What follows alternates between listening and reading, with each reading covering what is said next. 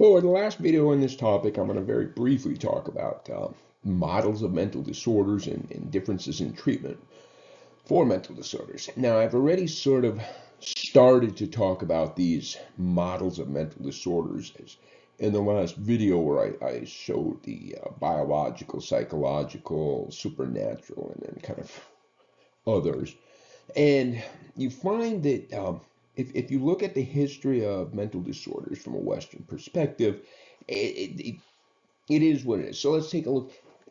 Originally, the view of mental disorders was that mental disorders were the result of something like maybe demon possession or something. And so if the mental disorder is caused by demons, then the appropriate treatment is, and in fact, take a look, psychotherapy, any attempt to help a person with a mental disturbance. So, attempt.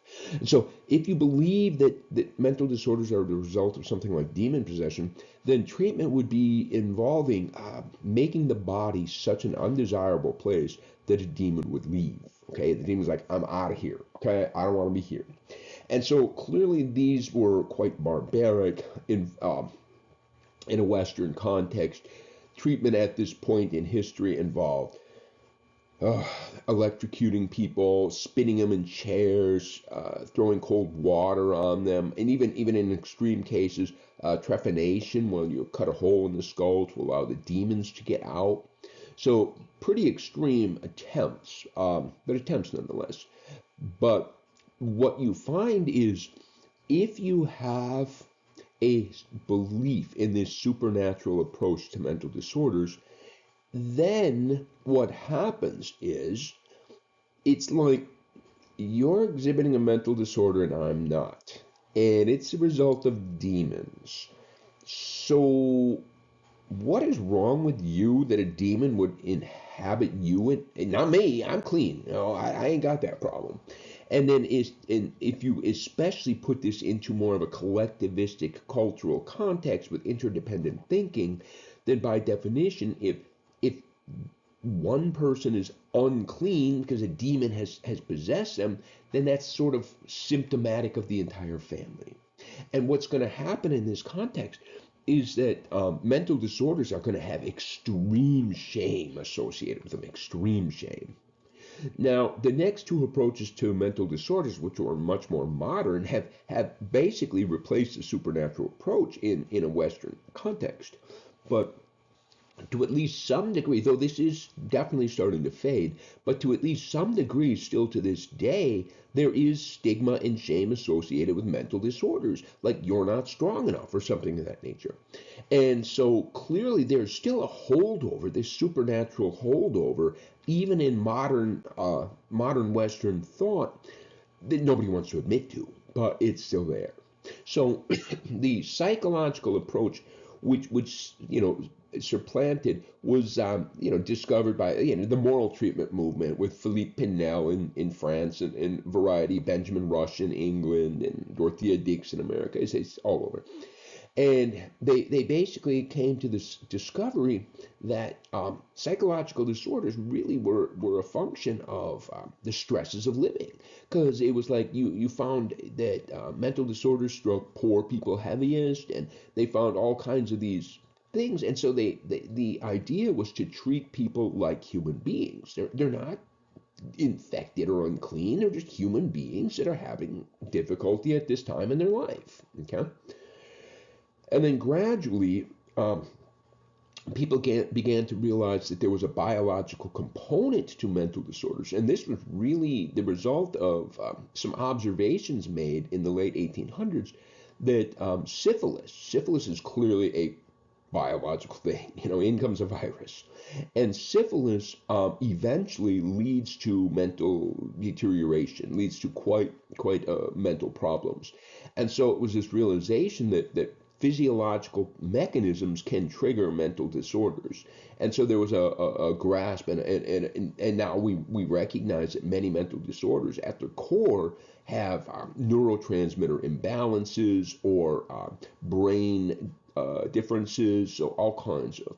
So there's these three different ways, and as I said, we like to believe that we don't use the supernatural approach. We're way too sophisticated to think about demons, but to any degree there's any shame, there has to be some component of this in there.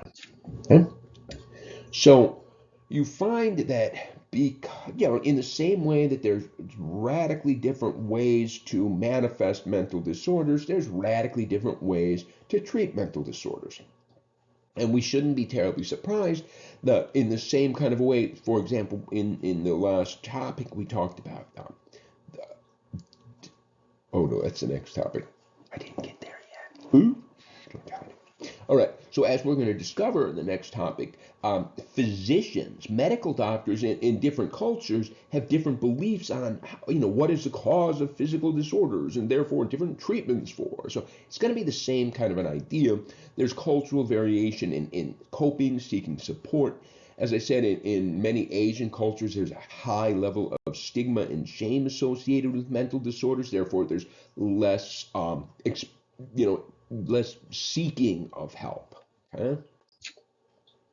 And in fact, at one point, uh, I was, going regularly over to China for teaching in summers, and I was talking with the president of Saikai, the national chapter. So we were at some conference somewhere, and she had spearheaded a movement to turn Saikai, which is the honor society in psychology, to turn it from an American thing to an international thing. So Saikai is now called the International Honor Society in Psychology. So she wanted me to take some literature over to China where Saikai did not have a foothold and see if maybe I could introduce some of this materials. And so I brought the materials with me, and then I was working at the Communications University of China, and I dug in. I found they didn't have a department of psychology. They just didn't. Heck, nope, they don't even have this department. So it kind of gives you an idea of how they view mental disorders or what importance they feel this is about. Okay, so you find Western treatment goes back more to a Freudian thing, explore memories and experiences, understand cognitive and cognitive biases, things of this nature. So you find in non-Western cultural context that what's going to happen is treatment is going to be more family-centered, since there is no such thing as an individual. There is, in fact, collectivistic mindset. And so there's going to be more of a spirituality connection to the universe, which is, an interesting conception. I mean, if you ever study the Asian conception of the yin and the yang, you have to have balance between the different forces, and if you don't, it will be imbalance. And so it's almost like a homeopathic medicine kind of thing. You have to look at the whole creature and see where the disruption is and put it back together. And then finally here, I'm going to very briefly, because this is not my thing. There has been a lot of controversy about multicultural competence. That is, a counselor or therapist or clinician, their job is to return their patient to psychologically healthy functioning. I'm just going to summarize it in some simplistic way. Return them to psychologically healthy functioning. However, what's going to happen is the therapist or whatever it's going to be here has their own internal definition of what does psychologically healthy functioning look like, and that is what I should make my patient pursue. But it turns out that people from different cultural contexts have radically different ways of what equals good, healthy psychological functioning. And so the controversy is that, can a therapist ever truly become multiculturally competent?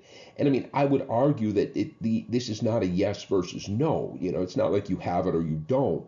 But I believe that therapists, if making conscious efforts, can become quite multi, but not perfectly so. No, there will always be an issue, and this can be problematic in that in some ethnic minority populations, even within the United States, they may have a very, very small number of healthcare or mental health care providers, and clearly somebody of one racial or ethnic group might be very hesitant to go to a therapist of a different racial or ethnic group. So leave it up to your counseling classes to get the deets on this one.